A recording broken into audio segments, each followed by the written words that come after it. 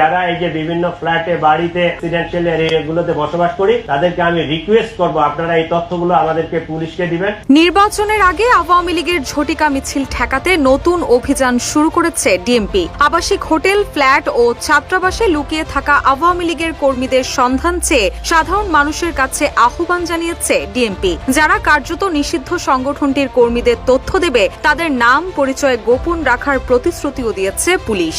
24 September বিকেলে DMP media সেন্টারে আয়োজিত সংবাদ সম্মেলনে এ তথ্য জানান ডিএমপির অতিরিক্ত police commissioner SN. Mohammad Nazrul Islam. তিনি বলেন, আবাসিক হোটেল, ফ্ল্যাট ও ছাত্রাবাসে রেড দেয় পুলিশ। গোয়েন্দা নজরদারিও চলছে। এর মধ্যে অনেক ফ্ল্যাটে ফ্রি থাকছেন আওয়ামী লীগের নেতাকর্মীরা। জনগণ পুলিশকে তথ্য দিলে পুলিশ সেখানে গিয়ে তাদের আটক করবে। তাদের গ্রেপ্তার করলে পরবর্তীতে ঝটিকা মিছিলের সংখ্যা কমে যাবে। নির্বাচন সামনে রেখে আইন শৃঙ্খলা পরিস্থিতি বিনষ্টের চেষ্টা করছে কার্যক্রম নিষিদ্ধ দলটি। তাই তাদের বিরুদ্ধে অভিযান অব্যাহত থাকবে বলেও জানান ডিএমপির অতিরিক্ত এই পুলিশ কমিশনার।